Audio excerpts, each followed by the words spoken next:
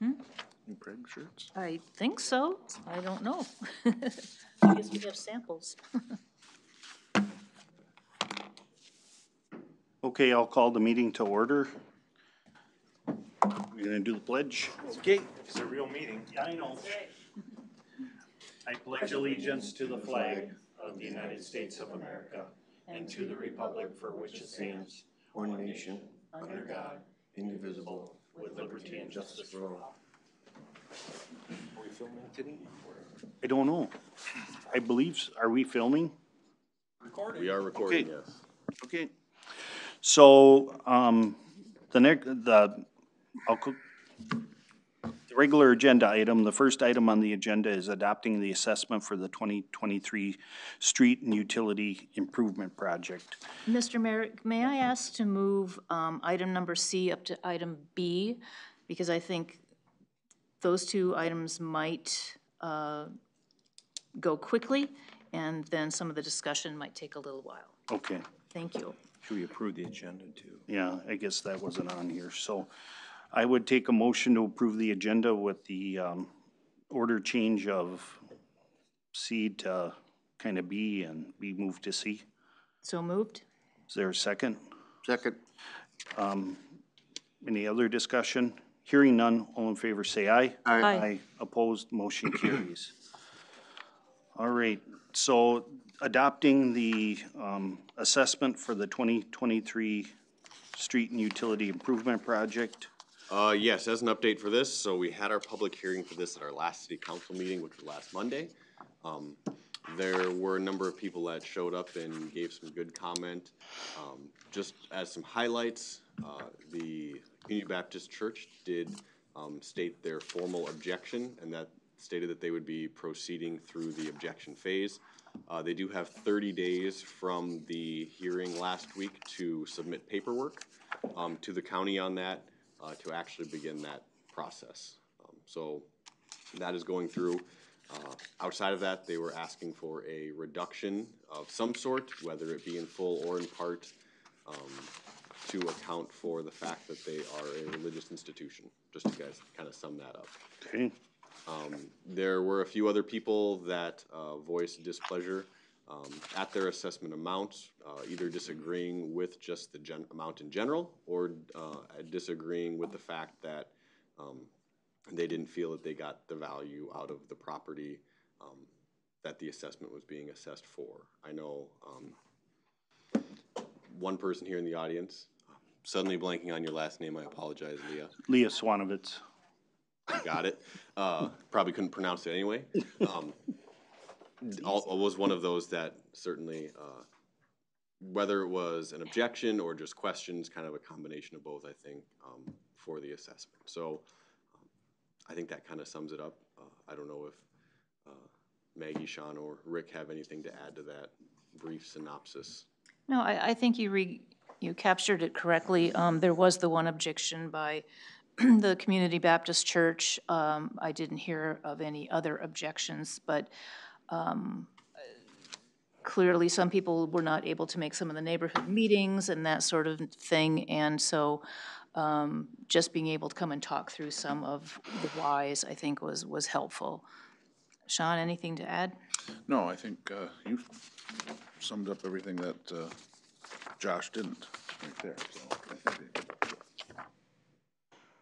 So I guess the reason why we didn't vote on this at the last meeting is by state law, if a public improvement is not basically brought forward by petition of the neighborhood, then the city council needs to have a 4/5 vote to pass any assessments due to that project. And so with only three members here, while we can carry out most business, we were unable to make a decision on the assessments. And so that is why it's back before us this evening to basically adopt the assessments for the 2023 project.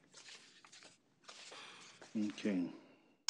Well, I'd just like to make a couple comments. I did review the meeting online, or the film version, and you all look good. I compliment the three of you for taking care of the two hearings, which seemed like a long meeting. and I thought, We're having 3 items, yes. yeah, you handled it very well and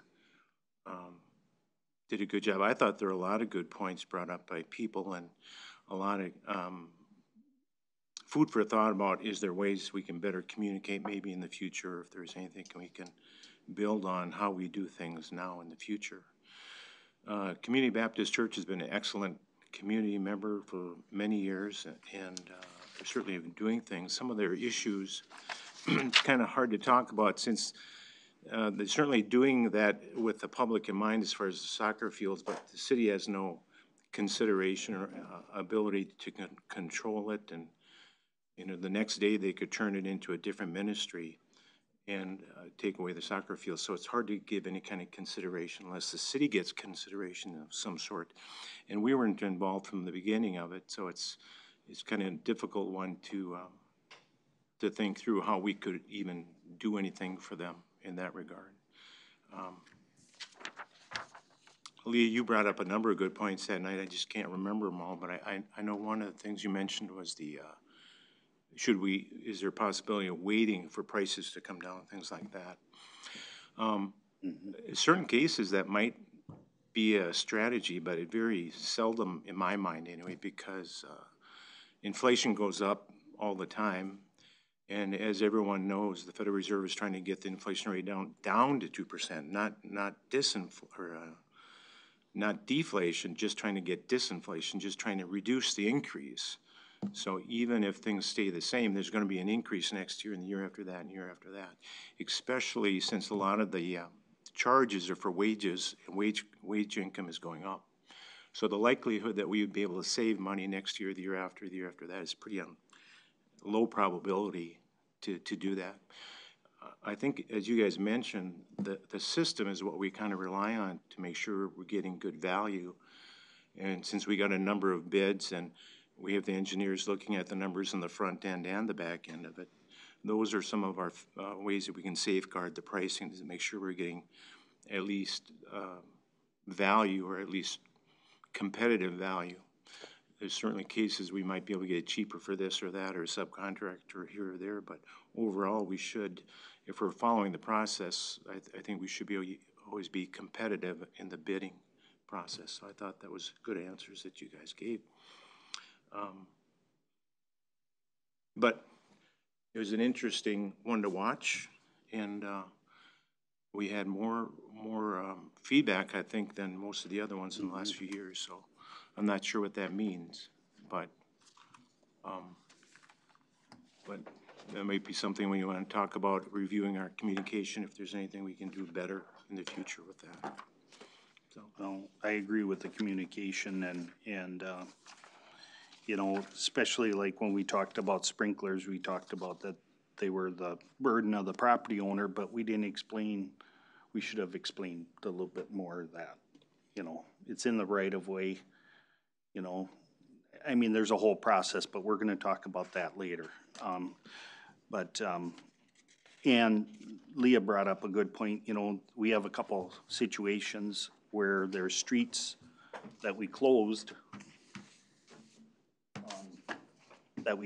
and kind of made park entrances, and we'll have to discuss them too. What Leah brought up was, you know, we closed the street. How did you say that? We closed the street? Well, so my property was corner lot. Yeah. Okay, so I'm now being assessed for frontage, but I don't have a corner lot anymore. So does that devalue my property? Yeah. You know, not being a corner lot anymore. That's what it was. So there's value in that. There's value in that corner lot. And, you know, so my assessment now, so I asked the question to him, like, well, am I assessed for the corner lot that I don't have anymore? Like, or I'm only assessed for the frontage property? Now it's park property, so I mean, what do you just the decision, like, I'm sure, like I said, this has probably not happened before. Probably didn't, you know, occur. But now I don't have a corner lot anymore. So that, like I said, the loss of value to my property, yes, it is improved, and yes, I can pay the assessment for frontage property, but I'm also getting kind of dinged on the value of my property because I'm no longer a corner lot. No decision on my part. I have no control over that, right? But when I bought the property, that's why I bought it, because it was a corner lot. And I had a nice street on the side and I could park, you know what I mean, on that side. So that was great, you know, but that's no longer an opportunity for me. So now I'm not getting the value out of that is kind of what I'm saying. And now I'm being charged $15,000. I've now lost the value of my corner lot, so numbers start to add up.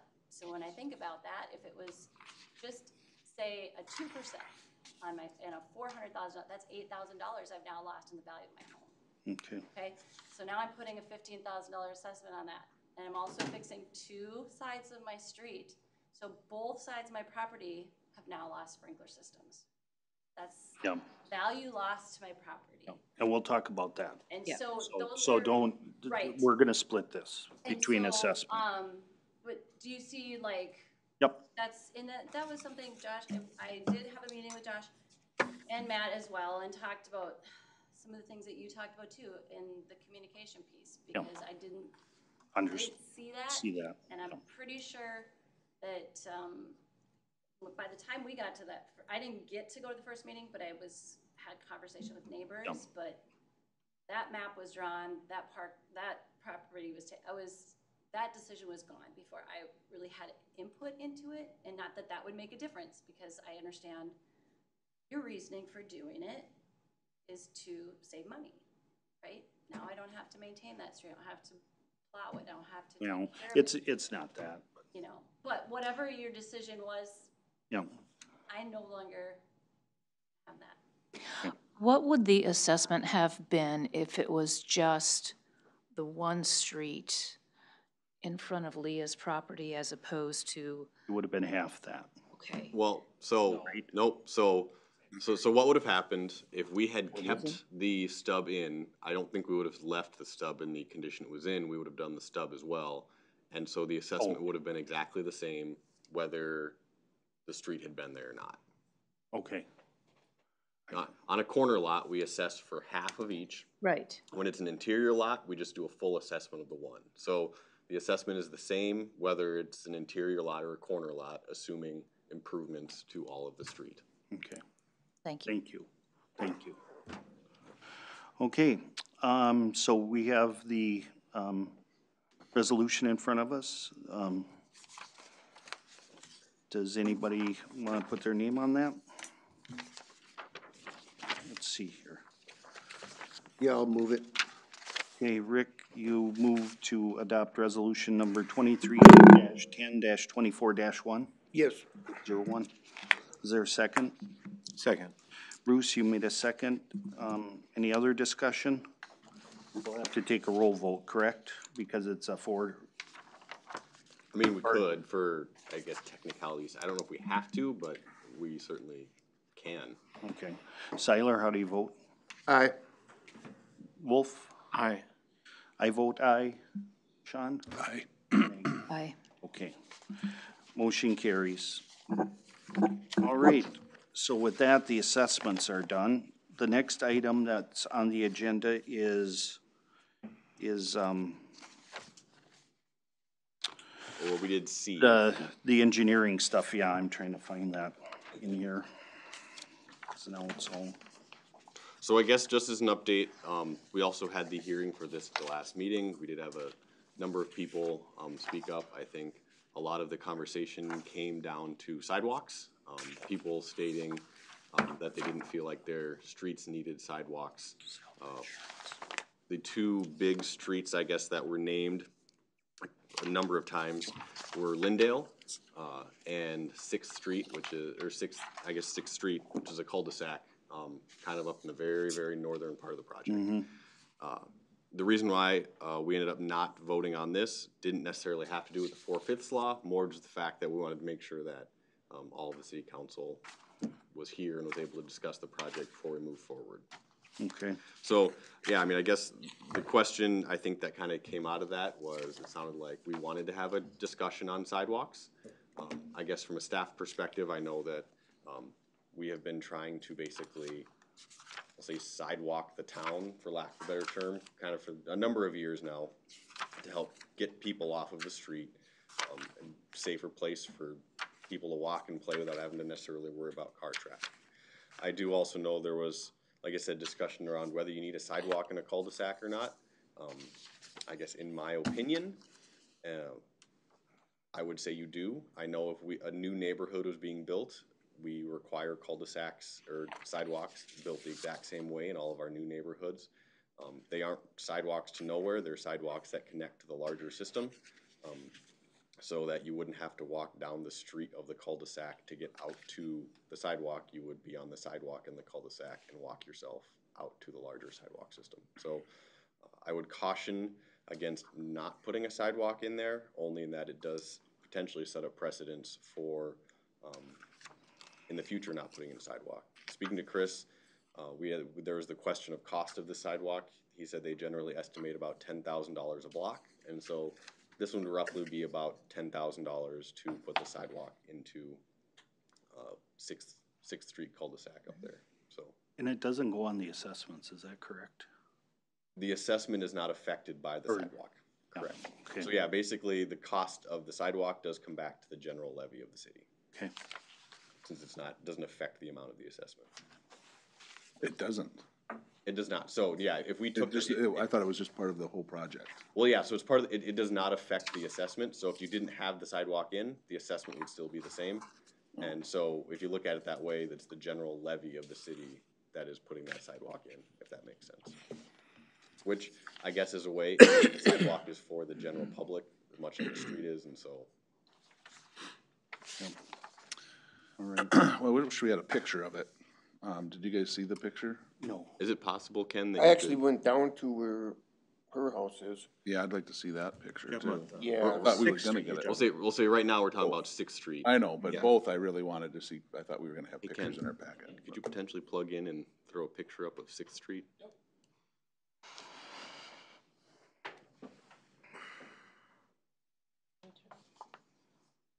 We need to. Wasn't that my understanding though too? We were gonna get pictures of Leah's property? Weren't we gonna get pictures of Leah's property too? Yeah. I don't either. I don't.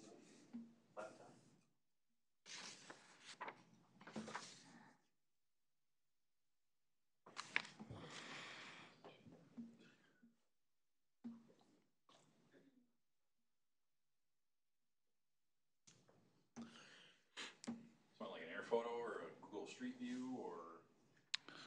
Well, I think you just had a mock-up map of, Oh, the actual plan? yeah.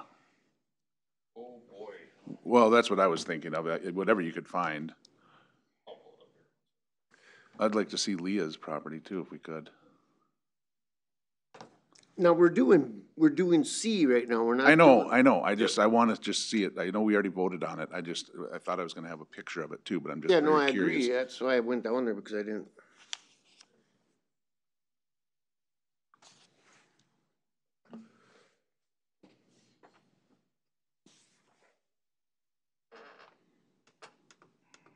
There it is, Yeah. yeah, there's the cul-de-sac. Yes, the idea being it's an attached sidewalk on the north side of the street there that kind of dead ends into the bulb. Right, and then the person would have to cross over the street and then continue on the Correct. sidewalk, Yeah, I mean, very similar to any crossing of the street. Mm-hmm. So yeah, like I said, if this was a brand new cul-de-sac being put in, we would just require it and it would go on with its way as a brand new cul-de-sac, so. And I think it's the yellow that is actually the sidewalk and the purple are driveways. Correct. Yeah, okay.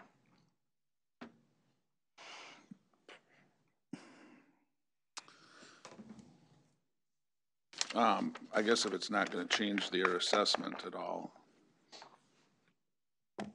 I don't know why we wouldn't do it, but if the homeowners were gonna see some benefit from it, would see, in the less assessment, then I would say let's, and I don't think it sets a precedent, just because, I mean, if things change all the time, I mean, if a new development comes in and that's part of it now, then they plan for it and people buy their house and they know it's there. I mean, this is an addition.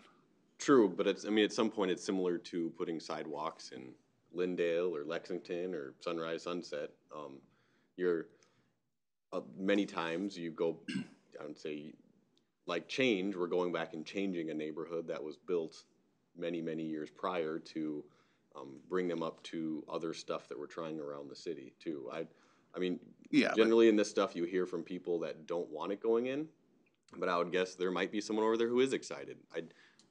What did we hear from 2 people on that street, or 2 people that would have the sidewalk directly next to them that weren't super excited about it? Can I speak? Yeah. It's modernizing and you gotta bring it up to specs. I mean, in the modern days, we put sidewalks in, sorry, but that's the way it is. And I mean, even to this point, I know a lot of cities are now requiring sidewalks on both sides of the street.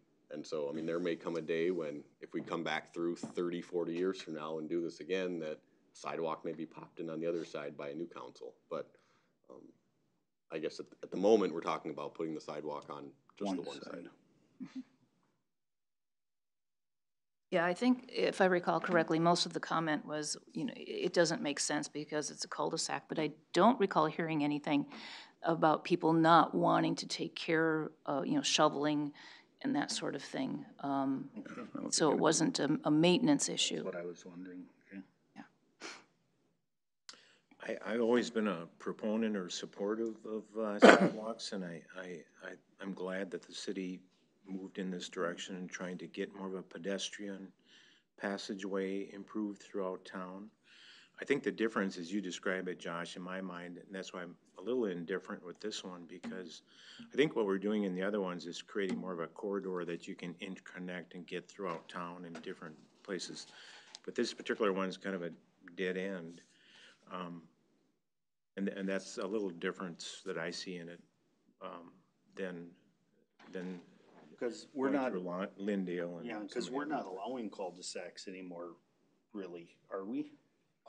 Very limited cases Yeah. where they would be, you have to have like topography where we limit a road to connect up, but we do require in situations where we have a new plat, a trail connection through the end, even if it connects to a trail, so. Okay. You know, further cementing, kind of to your point, Bruce, it would connect in those situations if applicable, but obviously don't have that here. right. And there's gonna be no, well, and it doesn't really matter in this case, the other side of it's the cemetery, so there's no reason to do a trail through to the cemetery, I don't think, but that's not in this case. This plan is pretty old. So I would generally favor putting a sidewalk in, but I could see the reasoning why not to, But just to reiterate, there would not be any cost savings on their assessment. If Correct. if that did not go The in. assessment is unaffected whether Okay. that sidewalk goes in or I not. just want to make that clear, all right? Okay. So, Mr. Mayor, do you need a motion? Yes. I'll make a motion to ordering engineering services for the 2024 street project and utility improvement project. All right, Second. and Sean made the second. Is there any other questions or discussion? Actually, I do have one more point, Mr. Mayor. Can Yeah. I speak? I know I'm slightly out of order now since you guys have gone motion. Yep, One note, we have been talking about 10th Avenue Southeast potentially getting done with this project. This particular resolution does not include 10th Avenue Southeast. The reason being, staff has been working and we've identified a number of potential funding sources, not only for the potential roundabout and potential landscape medians, but also for the street project as a whole for 10th Avenue Southeast. And so internally, speaking with Matt and his guys, they feel like we can keep the street together for another winter, basically, with the effort of hopefully being able to secure some potential outside funding for that street. And so this particular resolution does not include 10th Avenue Southeast. We'd be pushing it back a year under the current plan. and you okay with that? I am. All right, any other discussion or questions? All in, I guess this is a resolution that needs 4/5 also, right? It does not need. Oh, it doesn't, okay. So, all in favor, say aye. Aye. Opposed, motion carries. Thank you. And then the next item on the agenda is to discuss the lot by Leah and sprinklers and. So this one, I think it starts opening up into potentially a much larger just general policy discussion. So, just so that we're all kind of working on the same page, I went through our ordinance and printed off the section that deals with things that are encroaching into the right of way. Thank you.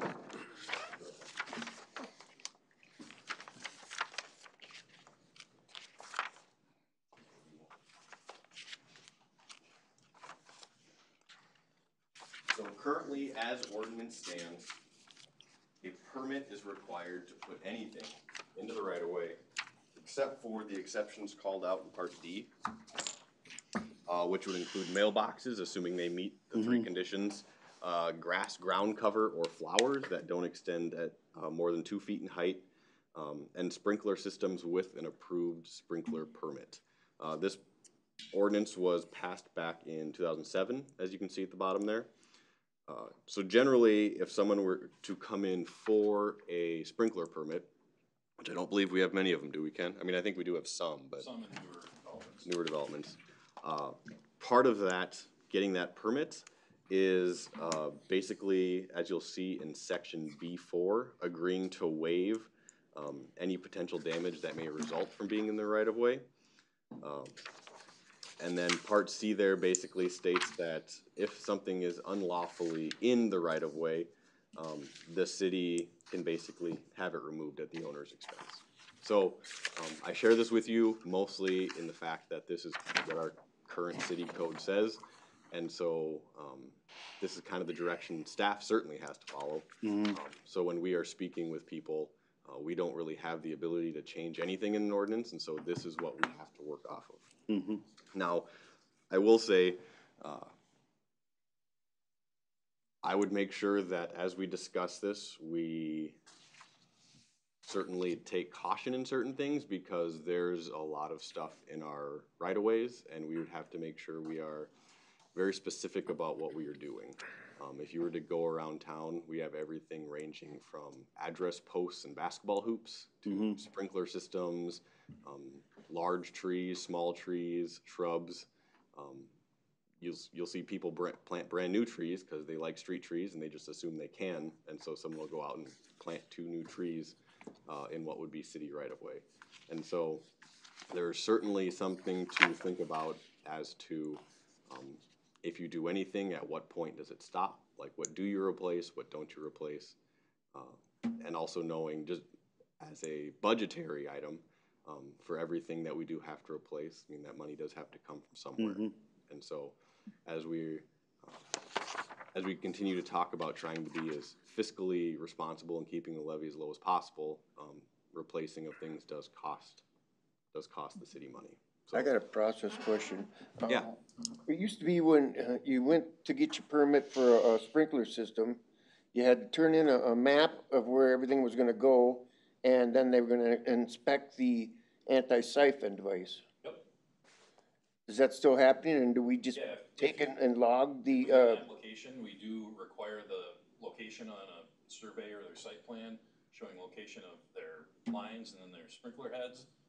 And obviously, if it's in the right of way, we have then a documentation of that, but, you know, we give them a copy of the ordinance typically too. One thing we don't have is on that sprinkler permit that says, hey, if anything's damaged, you're gonna get, you know, your own dollar bill paying for that, but it's been in code for quite a few years. well, if that's the case, then can't you just punch it in on your computer and come up with these addresses that have turned in the maps?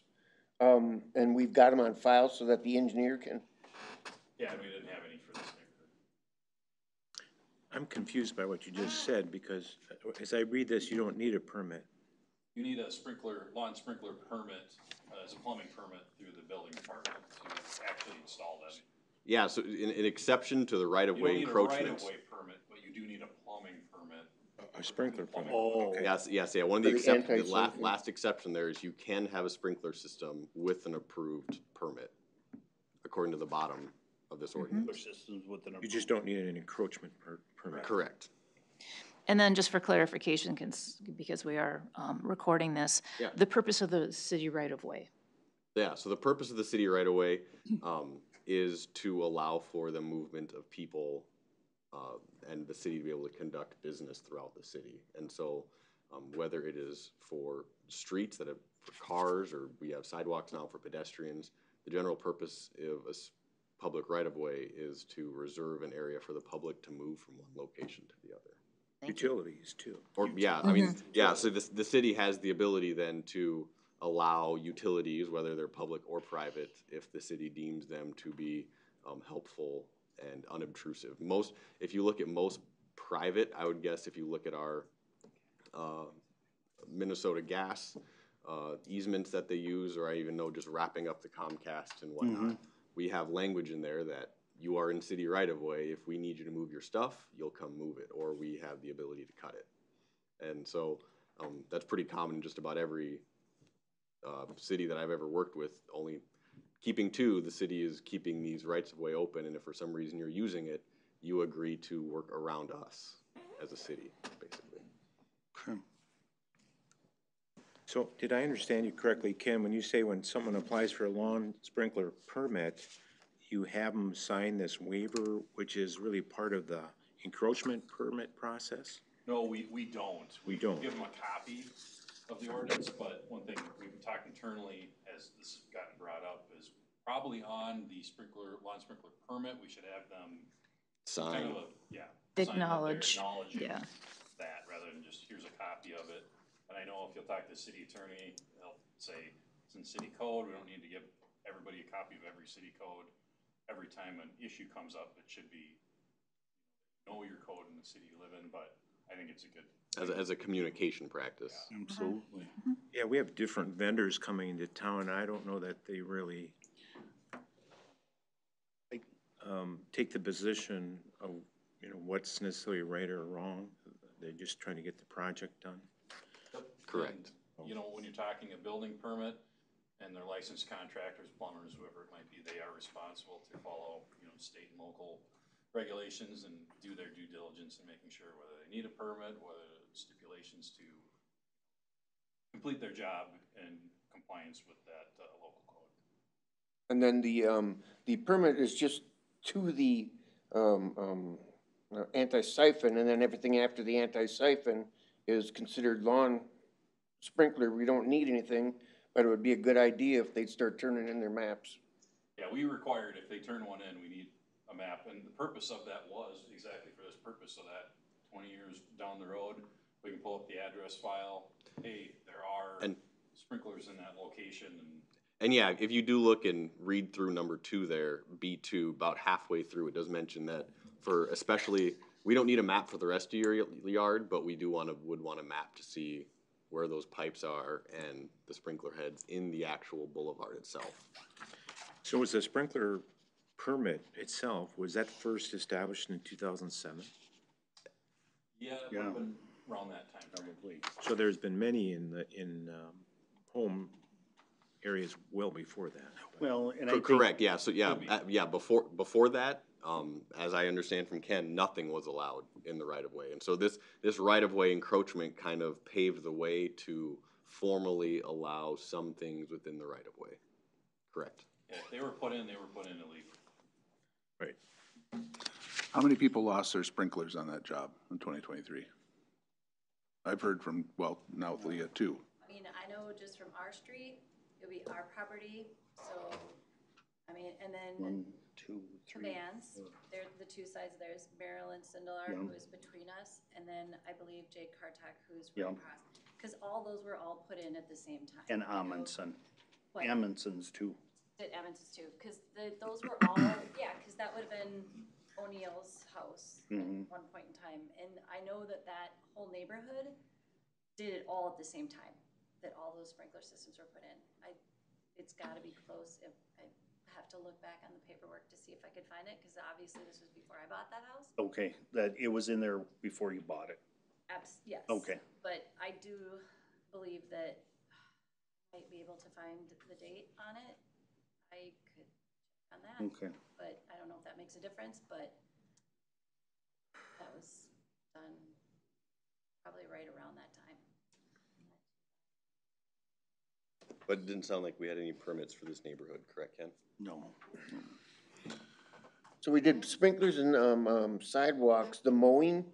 I did go take a look at it. I was gonna take pictures, but I figured you guys were gonna do it too. It would be so easy to cross that alley and then mow them, for the city to do it. I don't know. What area are we talking about Yeah. mowing, The or just in streets. general? Well, in general, I wanna finish up the sprinklers, so how we're gonna go, and then we'll get to the mowing. And I guess, are we looking at this just sprinklers as or a general encroachment of anything? Because, in theory, if somebody had a basketball hoop, because you do see them around town where people put up right up against the back of the curb. Well, if that were damaged, I mean, look at replacing that as well? well, and see, that's what we gotta be careful of, because they're putting, I see them on my, or coming here, and they hang the basketball hoops, and street sweeper has to go around them, or the snowplow has to go around them. I mean, there's no business that they need to be on the street, or that close to the street, and maybe we need to, enforce it and document it, so when they don't listen, there's the enforcement end on that when talking, but I don't know about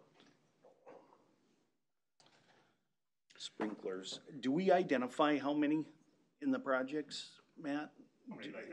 No, let's say we go, now they're doing the legwork for 24.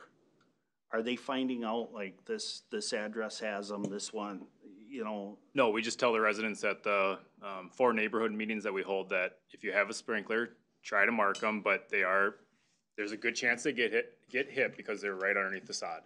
But the contractors will do their best, but again, they're there to put curb in, they're there to put sidewalk in. A sidewalk that's going 8 inches deep with the sprinkler line that's only 1 inch deep, they're gonna get hit.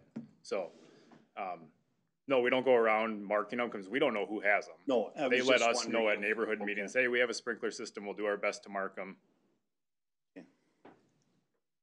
But at every neighborhood meeting, I also tell them, if they get hit, they're at your cost because they're in the city road right away, and we have a policy that we do not fix sprinkler systems if they're in the road right away. So they know that from the very beginning.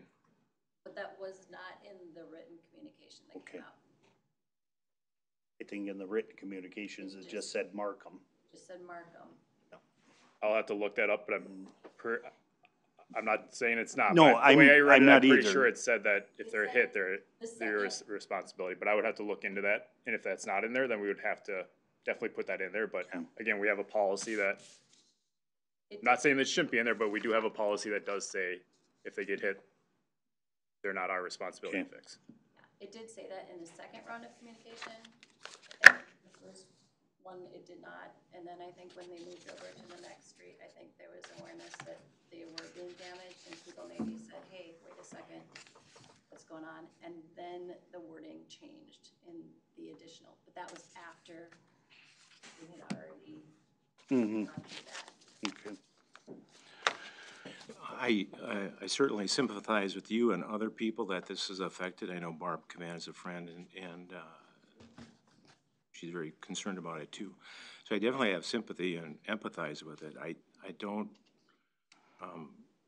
don't feel that we should change the policy though. And it's really more, in my mind, out of fairness to everyone else over the last 20 years. How many years we've been doing this, it's not been treated any differently.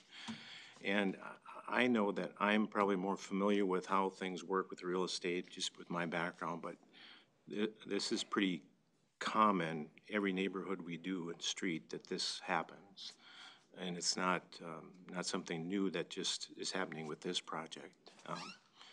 And I don't feel comfortable making any exceptions or waivers when we haven't for anybody in the last, ever since I've been involved in it. And it's trying to be consistent, and I understand we can communicate better, and the more we try to, and educate better, but I know we've done a lot more discussion, educating, communicating in the last few years than we have in the past. When I lived on Columbus Avenue, I can remember the street project, and we're doing things so much better as far as communications, meetings, and educating people.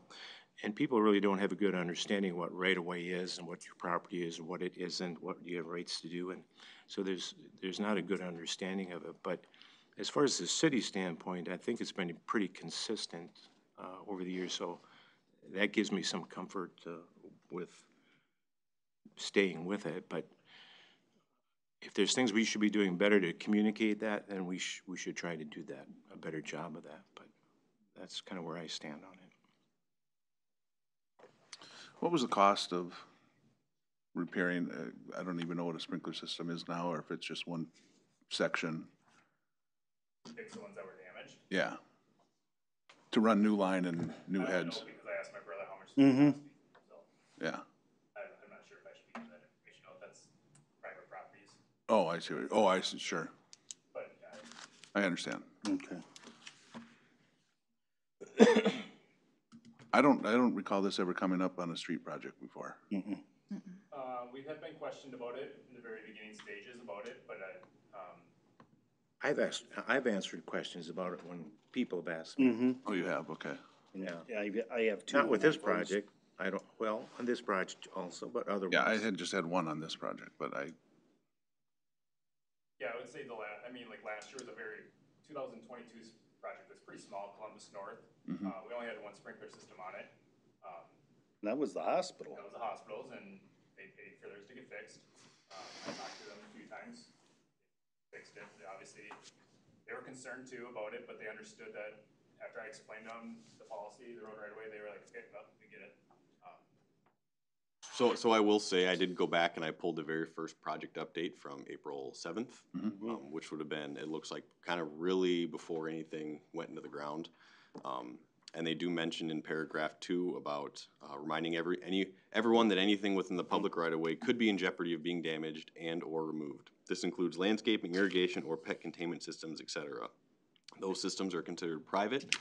Locating them and marking them in and near the right-of-way is the owner's responsibility. It would be helpful for those of you who have irrigation or pet containment systems to contact me so we are made aware of them. Any damage to those systems because of failure to locate and mark them will be the property owner's responsibility. That's just basically where it ends, right there. And the second update as well, which I have up. Oh. All right. I think that's the wording, because it's damage those systems because of failure to locate them. So that's what's confusing about it. So basically, it felt like if you don't locate it, then it's your problem. Do you see what I'm saying? So that's the way that Read to verbiage you. reads to me, was that, yes, it's in the right of way. If you don't mark it, that's your problem. And we wreck it because you didn't mark it, then you're responsible. So that's kind of so just be aware of that. Mm-hmm. And the next time you send that out, that you look at the wording, because that is how you read it. You're like, okay, so if there's damage to my system and I didn't do my due diligence, then that's on me. Mm-hmm. And I totally understand that. Gotcha. That's how I felt like it was read when it came out. So if they're marked, they're safe. Yeah. Exactly. Yeah. Yeah. If it's in the right of way and you didn't mark it, well, then that's your problem. So I think that's kind of how it was Needs to be. read. That's how it was understood. Yep. Yeah, we understand that. I mean, I wasn't born yesterday. I understand right away. I get it. You know, I understand that concept. I'm well aware. Okay, so we'll leave the policy as. That is up to you guys. Yeah. I guess that's my I would recommend leaving a policy. I know Yep. that, talking with Leah, we have taken quite a bit, in terms of potential communication things we could change in the future, to hopefully get word out. Yeah. Sooner for some people about different issues such as utilities and that sort of thing as well. So, but yes, I guess I would caution against changing the policy. All right. All right, then the next item on that item is mowing that area. And the streets, the two streets that were made into a park. Oh, okay, that in particular, okay. By Leah's house and then by Barb Cavan. They were told that they have to mow it, and I disagree with that. So do I. I think that the city should mow it because it's a Yes. gateway to the park. Yes. Totally agree. So, So I guess I will state, this is being handled differently in different areas of town. There are certain areas of town where we have large amounts, up to 60 feet of right-of-way, that we are having neighbors mow. There are parts of town where we are mowing boulevards that are much, much smaller than this area. So I will say, kind of however we go on this, at some point in the near future, we may want to talk about putting a formal policy into place. That way, staff isn't put in the position of trying to state what we think we are normally doing, and then potentially having to come to a situation where we are then changing what we're doing. Yep. Do we have a visual of that, of what's being asked of the property Can owners? describe it to you. No, I can describe it to you too, which is the street's all grass and with the trail cut through it. Okay. Yeah, I mean, yeah, it's basically. adds a lot it's to the width of a mowing. street. I generally would prefer us to keep the mowing policy kind of consistent, and that's how I voted last time, but we did, Yep. in my mind, change things, and when we did the property south of town, and I guess I understood people voted to do that because probably the size of it is a large ditch. But that kind of, to me, opened the door to things. And I do view this one a little differently, even though I would prefer the homeowners to have the responsibility. This definitely looks like a park entrance to me, especially since the trail is not straight, it's in a swooping motion, or it's turned. I think meandering is the term. Meandering, yeah. That's So a there's current there's not straight college people lines, are and it's using. not like you cut this piece and I cut this piece, and it's definitely meant to be an entrance to the Greenway Park, in my mind. And I think it looks very good. I think it's a very good attraction. I understand if you feel the value, you lost it. I respectfully probably would not pay less for your house because of it. I might pay more because of it. I think it does look much nicer than it did before, and I think it's an attractive feature to the neighborhood. But I would support the city taking responsibility just because it's, to me, it's an obvious entrance to the park area.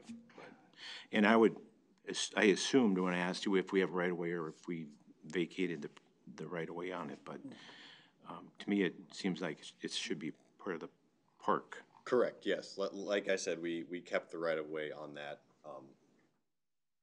I don't think we even talked about vacating the right-of-way, did we? I think. Not vacating it would, right down the middle, half and half go to each property owner, and then we would lose the ability to have the trail in there. Well, I don't know how you make the gymnastics from right-of-way to park property, but there's gotta be a way to do it. I don't know in a practical sense that it matters so much, but we're treating it as. Yeah, so I mean, you could probably still say that we're using this technically as right-of-way with the trail in there. There is a lot of right-of-way. It's becoming a growing movement in a lot of more urban areas to take out whole streets in downtowns to make them more of a pedestrian right-of-way than a vehicle right-of-way, so. And I think too, we're gonna be maintaining the trail, the homeowners aren't, so. To me, it seems more consistent with us taking responsibility for it. So do we need that as a motion? Or I don't think we need that as a can we motion. just I give mean, we've got the direction, general consensus? directive. I mean, if that, I would, for my sake, since I'm the one that has to pass down the bad news to Matt, I would prefer to hear a vote of some sort, so I know that I've got the majority of the council going one way or the other on this. Okay, I'll make a motion that the city mows those two, whatever you wanna call them. I don't wanna call them vacated streets because they're not. Bruce, you had read it, what would you call them? Right away? The former First and Second Street Northeast that were converted You into. can say this area. I know what we're talking about. That the city mows it. Second. Okay, there's a motion and a second. Is there any other discussion or questions? Just are the lines pretty, That was gonna be my next conversation with Matt as to how we are going to be able to determine exactly where these lines are to make sure that, one, we're not encroaching. I mean, if the city wants to come mow my property, I'd let them, but I know some people aren't as crazy about, other people mowing their yards, and so I will work with Matt to see if we can figure out exactly, so we can make sure that we are mowing We our have part. stakes that get put out. Do we? Yep. Okay. I mean, is this gonna be a challenge? I can understand there might be a challenge, because now we're talking about taking responsibility for that right of way, which is more, or where the neighbors have been used to cutting the right of way, part of it. I would guess they cut a certain portion of it. Most people, even if you don't have a sidewalk, have at least a few feet before we get to curb. So we would be taking on more maintenance in that case if we're mowing all the way to where that line is. It's just kind of funny conundrum, because the neighbor has been cutting the grass in that right of way for years, and now we're possibly gonna be cutting the Yeah, we'll be cutting about 10 feet into her yard that she used to cut, but that they that's, thought they we gotta kinda stay they consistent. owned it, kinda. Yeah, but if we're So- gonna cut the road right away, I think we have to cut the whole thing, so technically these owners will lose about 8 feet of their property roughly behind the curb, what used to be a curb. Yeah, so how do you wanna Not lose their property, but. No, lose what they used to cut that Yeah, they the thought I mean, was, that's disappointing to hear that, Well- spoken like that. Because I had conversation, and I said, I'm a good community member. I'm not asking for anything outrageous.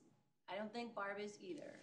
And I think we're just asking I'm not asking you to cut halfway into my yard.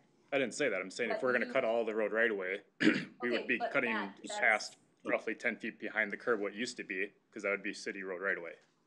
Right, and I'm bringing up the issue just so you can try to have I guess my motion was to just cut what was the street.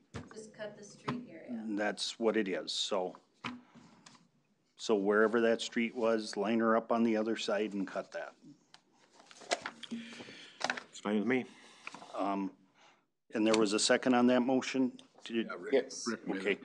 Any other questions or discussion? All in favor, say aye. Aye. Opposed, motion carries. Thank you. All right, the next item on the agenda is the 2024 budget discussion. And we gotta be out of here at 6:15, Yes. everybody, Correct. because these two gotta go to a golf board meeting. Yes. 6:15? Yeah. I've got to attend so we can discuss open meeting laws to make sure that everybody understands what they are. So we're not gonna get through everything, obviously. Oh, we'll make it. You think? Okay. So, the budget, go ahead. Yeah, so this is page 7 of your overall packet that's in front of you. The changes that we have made for the 2024, or I guess tonight, are in green versus blue. You may stay if you like, you certainly don't have to. We always let people know, because there's some people that'll sit here for 2 That are hours, afraid to leave. that are like afraid to leave and offend us, so. I know I won't offend you, and that's fine, yep, I can send it to Lee. Okay. Just, that's fine. But yes, so, previously, our property tax levy increase was sitting at 5.01%. The current rendition in front of you has a 4.62% increase over last year, roughly $18,000 less. These changes were kind of seen in that we're able to get our dental rates in. We had put in for a just assumed 10% increase, and it came back at an 8% increase. For a roughly $5 million budget, Robin painstakingly went through and changed a lot of items to basically reduce our budget by $914. So I'd like to acknowledge the work she had to put in for what would seem like very minuscule amounts on the overall budget. We did update the supplies. We had discussed in the city council, we had 3 laptops budgeted in for potentially 3 new council members. You guys had discussed taking that out, so we reduced that down to 400 to account for the various supplies that the city council needs. And then finally, number 7, working through the budget with the golf club and working out their current cash numbers, we did reduce their amount an additional $12,127. So we basically reduced it 2 years worth in this first year. They are carrying, now I'm blanking on it, I believe it's like $413,000 in their fund as of audit end of 2022. In my head, kind of talking to Kurt over there, we discussed that basically trying to get that above 500,000 may kind of be a goal. 500,000 will allow for a rough year 2 as well as cash at the beginning of the year to help pay for staff before revenue starts really rolling in for the summer. And so while we have not yet hit that, this year has been very good, potentially bringing in a larger sum balance than last year. And so we were comfortable this first year going down to about 25,000 off, and then again reassessing next year to see what we can do. I know that they have both some equipment needs that they're talking about, as well as some course improvement needs that they would also be looking at potentially using fund balance, some of their fund balance, assuming they can not let that drop too far. That was one Which thing that him and I stressed quite a bit. leads me to ask a question. I see on the 2024 CIP that they've budgeted $120,000 for golf carts. So those bids did come back. I think they're gonna discuss them tonight. I don't think they're $120,000. It was not what that final bid ended up coming back. Basically, they'll talk about those tonight, and then they'll come to you guys for final approval.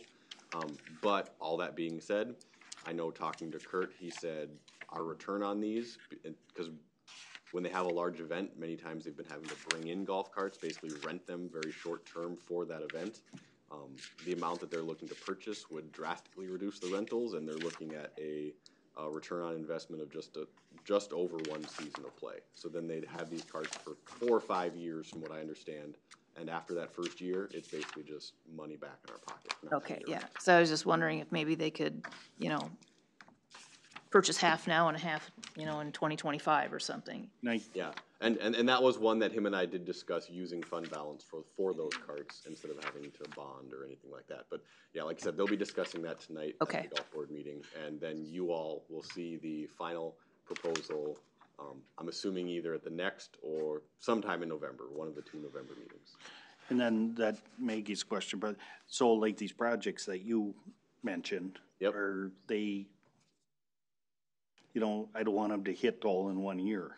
No, I Because mean, that's always seemed to happen yeah, I in mean, the past. it's very similar to us as a city. If we had a number of things that we wanted to get done, we would work through our budget to figure out, okay, maybe we can do 75,000 worth this year without dropping below our target point of 500,000. And I would guess over the next year or so, we're going to refine that $500,000 number, not just to peg a number, but to actually get a number that makes more sense. But yeah, so I don't expect them to basically try to knock out every project that they think they have in one season.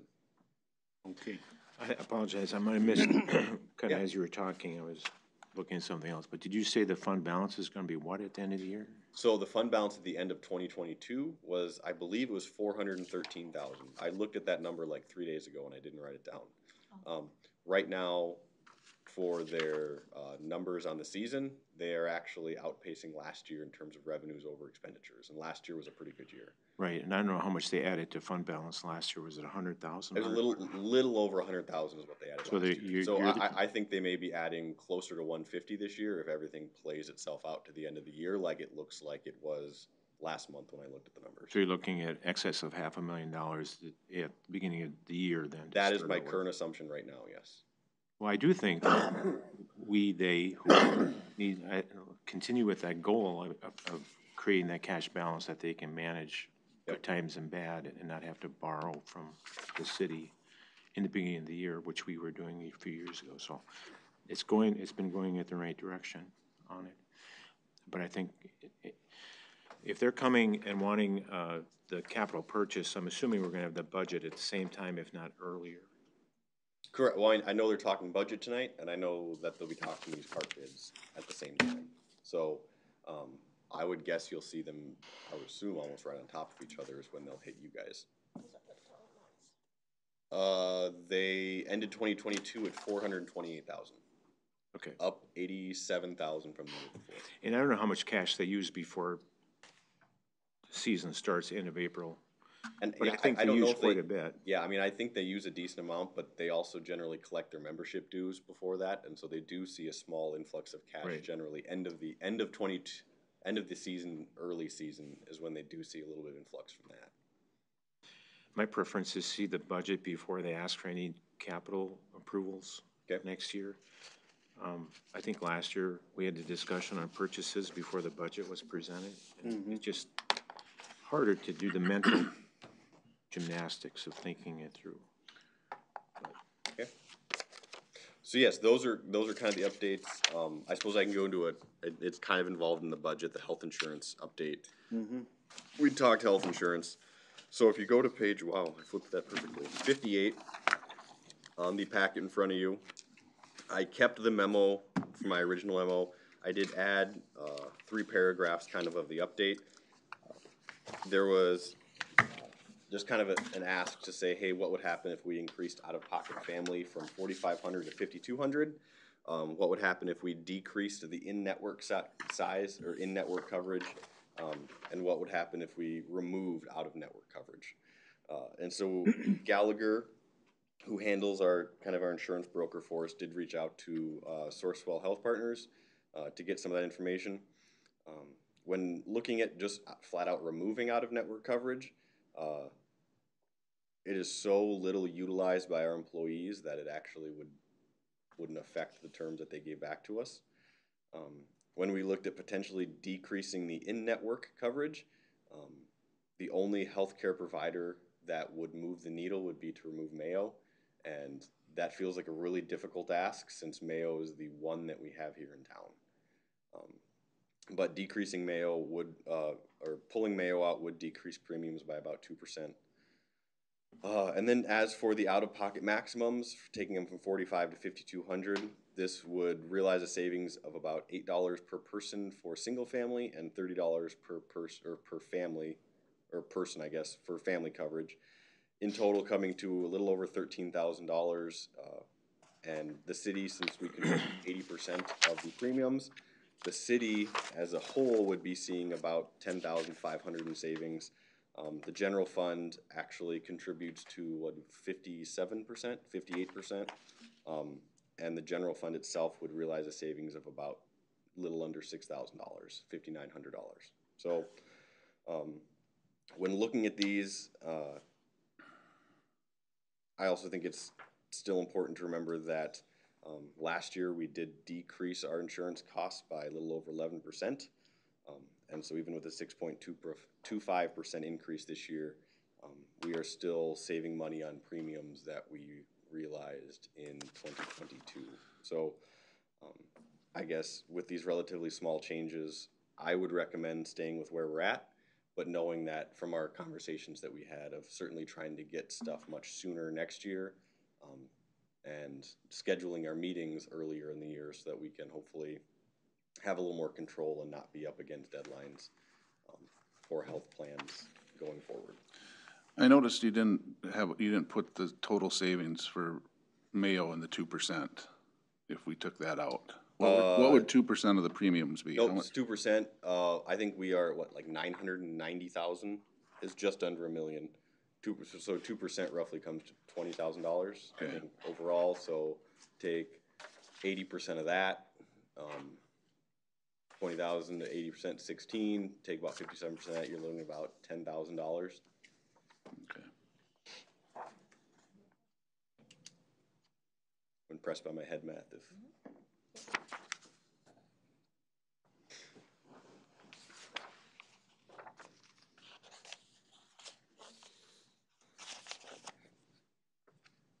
So I guess, were there any budget questions at this point, or stuff that you'd like to see, or? I'd like some time to digest it. I just got my packet yesterday, and when I got home late, and of course there was a Vikings game on, so I didn't What? I mean, I will say, looking at it, and then we had this meeting at 5 o'clock, which I raced from work. Yep, I mean, you can certainly digest it. Yeah. There's very little changes, as you can see by the overview from our last one that we had a few weeks ago. And so, I guess in terms of digesting, it's removing an additional 12,000 from, I lost my, oh, it's right there, overview page. Removing an additional $12,000 from the golf and getting our dental rates in is kind of the big changes. So, Right. My comments are similar to last time. I reiterate my desire to probably cut off another $50,000 to try to get the tax capacity rate to where it was last year. And my thinking is that with our tax capacity going up as it did, we would generate automatically additional revenue if we use the same tax capacity rate just by the values going up. But secondly, our LGA went up $197,000. So we have new revenue coming in this year just that way. And I guess that's where I'm using as a thumbnail to kind of gauge things. I'm not necessarily in the back of my head knowing exactly what the increases, the big increases in expenses are, but we just want to look at that additional revenue that we have from those two sources. It just makes me kind of think that we should be able to hold closer to what our tax capacity rate was last year. That's where I'm coming from. I really appreciate the graph and the information on the FTEs and the employees. If we could get your estimate for 2023 and what you estimate the budget numbers would be in those areas, I think this is a valuable thing for management and the council to look at in the future, long after I'm dead and gone. This is a metric that I've seen in businesses across the board, and I think it's a good metric that the city should look at in the future. But for it to have additional benefit, it'd be good to know what the FTEs would be in the projected budget for next year. What are we thinking about our positions and things? I think the information provided here is good information, and I do think it supports the idea that the city has been pretty judicious and pretty effective in using people and doing a good job of that. So I thank you for doing that. And Do we have some sort of direction on the health insurance? I know at this point, they are basically knocking on the door saying, we gotta do something here. I support your recommendation in my position. I do too. You probably need that as a motion though, right? Kind of similar to the motion Okay. or general direction from at least a majority of the council. We're kind of stuck again. We're in this every year. We seem to get where we have to make these decisions over a barrel here, but I appreciate you looking into it at least. Yeah. It's more than we've had in the last. Well, and I think more since I've been on the council. And for me too. Yeah, so with that, I would take a motion for the okay to, enter into an agreement with, I would just, you could just say, to follow the recommendation of staff on health insurance. If that's what you guys are looking to do. okay, If you just tell me to follow the recommendation, we can run with it from there. all right. Oh, so moved. Okay, is there a second? Second. And any other questions or discussion? Hearing none, all in favor say aye. Aye. Aye. Opposed, motion carries. Just to get back at what I was talking about before, though, the change in the tax levy is only like less than $20,000 less than the last time you presented it. And if you're paying less to the golf course, that's close to that number, I guess. Correct. Is that the material change besides the health insurance, or you didn't really change much of anything else? Yeah, so I mean, the material changes that you would see would be in there. So it was basically okay. the golf course, taking the $5,000 out for council laptops for 24, and then the $914 dental reduction. Okay. If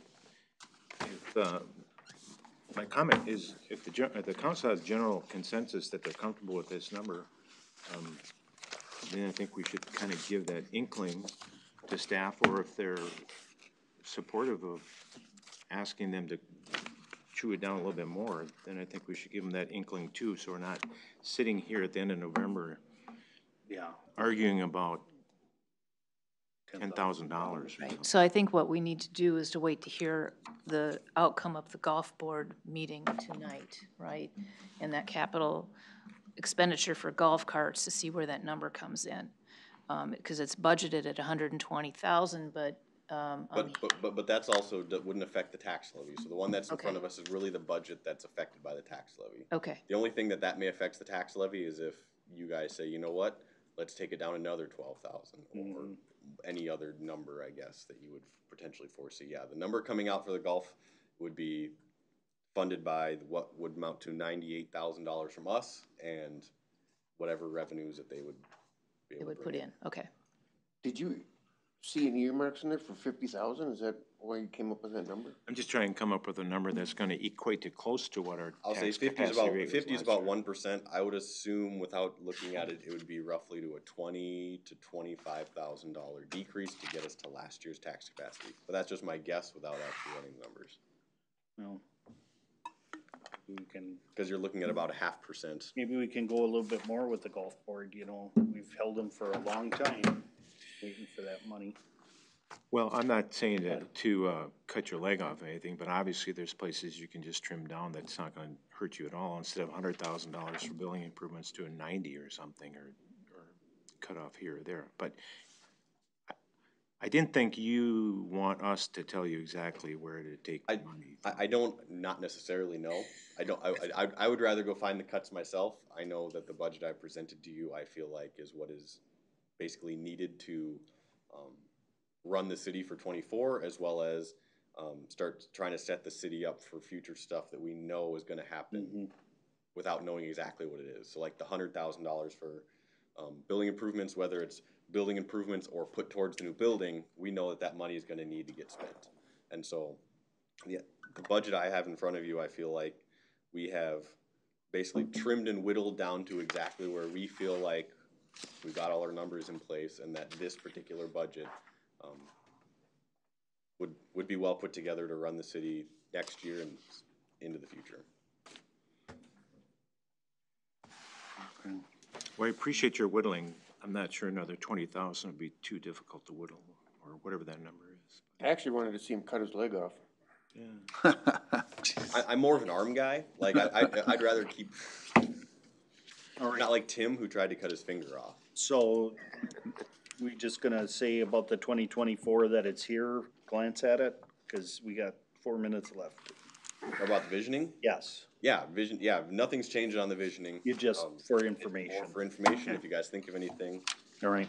please, if you guys have individual or as a group direction or questions, let me know. So we can certainly try to answer those questions or take them into consideration as we're considering things. So that way, like Bruce said, we don't keep coming back and saying. Yeah, I'm not well, sure you I got need any that direction from what I requested. Maybe you could take 50 or 60,000 off. So you're looking at about 98,000. Is that? Well, I feel like we're trying to hurt a bunch of cats or something, but, do we have any ARPA money left? Did you We find do that have out? a small amount of ARPA money left. Actually, it is. So we have an amount that's, I'll say, earmarked.